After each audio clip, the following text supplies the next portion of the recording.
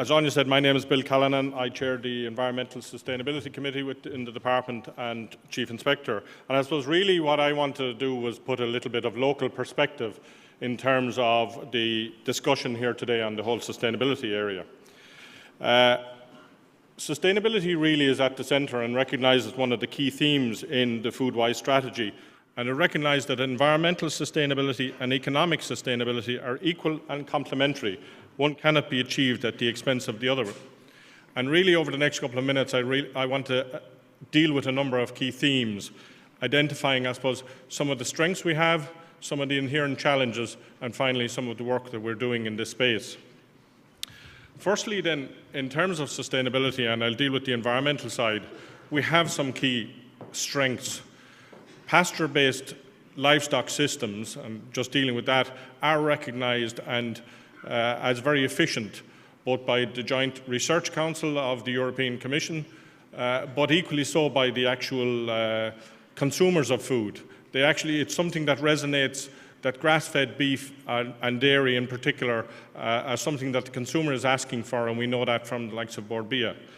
From a water perspective, internationally about 70 to 80% of all water used and abstracted is used for irrigation for agriculture, and certainly not a problem we have in Ireland. And approximately we sit in the top third in terms of water quality. So again, we're on the favourable side in terms of our current strengths. From a biodiversity point of view, we have very much a family farm structure, a network of fields, and a very diverse range of habitats within what is a very small island. From over a space of a couple of 100 kilometres, you can move from upland to karst to bogland. So there's quite a diversity of habitat in Ireland. But having said that, I suppose we have to put it in context in terms of what our challenges are and what agriculture has to do in Ireland. And fundamentally, change is certainly at the forefront of that. Pierre has identified that objective. We also know from a perspective of achieving water quality, we have to live within the constraints of the Water Framework Directive. And from a national biodiversity point of view, we have to protect our habitats, etc. There are two drivers really for this. Certainly market demand is driving this. We know from Bord Bia that the informed customer and business that's purchasing Irish agricultural product is seeking that sustainability, and not just that it's claimed, but also the evidence to support that claim. From a point of view then of regulatory, as Pierre has set out, those regulatory demands are very significant, and we've signed up to that ambition, so it's important that we deliver on that. From a point of view of food production, we have to reconcile the need to feed 9 billion people, whilst at the same time deliver on these environmental objectives. Dealing in the first hand then with the climate side of things, our stated national ambition is an approach to carbon neutrality that does not compromise sustainable food production. And to my mind, really, there are three potential avenues for delivery on that. Improving underlying efficiency, a focus on the opportunity that agriculture has to sequester carbon, and finally to recognise the contribution that the sector will make to areas like energy and transport from the likes of wood biomass. Let no one be under an illusion, however, that that cannot be unbridled expansion in livestock numbers or fertiliser usage without giving thought to how we will contribute to the national ambition of reducing emissions. We will rightly, as a nation, identify our investment in afforestation, our improvement in the efficiency of our production systems, but we cannot ignore that agriculture must contribute to the overall national ambitions. And there are opportunities there to improve. By way of examples, certainly we've seen a lot of decoupling of production from emissions in relation to climate change, but of recent times, 75% of the increase in milk output has come from cow numbers and not about 25% from yield, and that is not the correct balance. In terms of day-to-day production, at ground level, there's about 50 kilos of milk solid production differential between cows that are milk recorded and those that are not milk recorded, clearly identifying an opportunity for improvement. We have too many suckler cows that are calving for the first time at 28 to 30 months, and similarly the improvement opportunity arises there.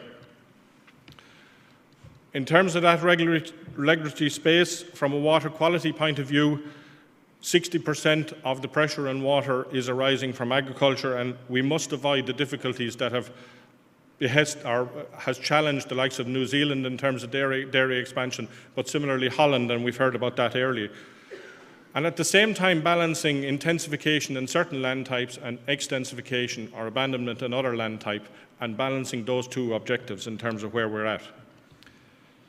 So moving on then to, I suppose, some of the initiatives that as policy drivers we have rolled out. Well, the first thing is we've become a lot more targeted in terms of our interventions. Our rural development programme is about putting the right measure at the right location. Of over 20,000 of the 50,000 participants in the Agri-Environment Scheme were based on prioritised entry using high-status maps from the EPA. Similarly, natural lands were prioritised in terms of access to the scheme, and that's about ensuring that we're implementing measures focused on water quality, on biodiversity, and on climate change for the right cohort of farmers. The current review of the nitrates regulations nearing completion sees a similar evolution, supporting productive farming, whilst also focusing on reducing sources of loss to water, for example, preventing access to water on higher stock farms and tackling the runoff from dairy farm roadways. From a climate change perspective, we have invested in leading the beef industry through the initiative, the BDGP scheme, the Beef Data and Genomics, with over 25,000 farmers committing to improving their herd. And under the TAM scheme, over 1,000 trailing shoe or hose slurry application systems have been approved. That's quite a change in a relatively short time. That focuses on efficiency on the use of slurry and, more importantly, increases the amount that can be sprayed in the springtime at its most optimum and reducing chemical fertiliser. We are also spending almost $1 billion on increasing deforestation by farmers every 10 years, generating sequestration benefits, but also contributing towards renewable energy supplies. I draw particular attention to the announcement last week by Minister Murphy and Creed in relation to the establishment of a sustainability support and advisory programme where 30 advisors will be working on the ground with farmers in cooperation to identify real and targeted interventions to improve our water quality and moving on then to climate change. In terms of biodiversity, we are supporting key habitats and species, supporting the National Biodiversity Plan, and for particular bird species, etc.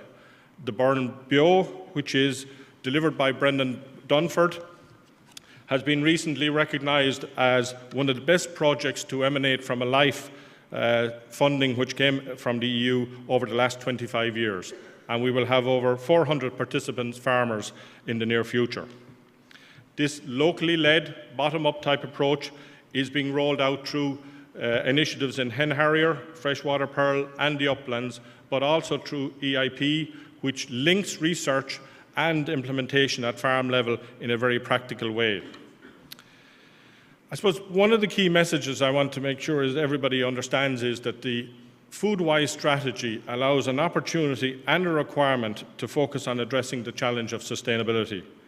The creation itself of the Environmental Sustainability Committee to oversee implementation of its key recommendations involves government departments and state agencies and has generated a structured approach to processing this agenda. But my message today is very, very clear.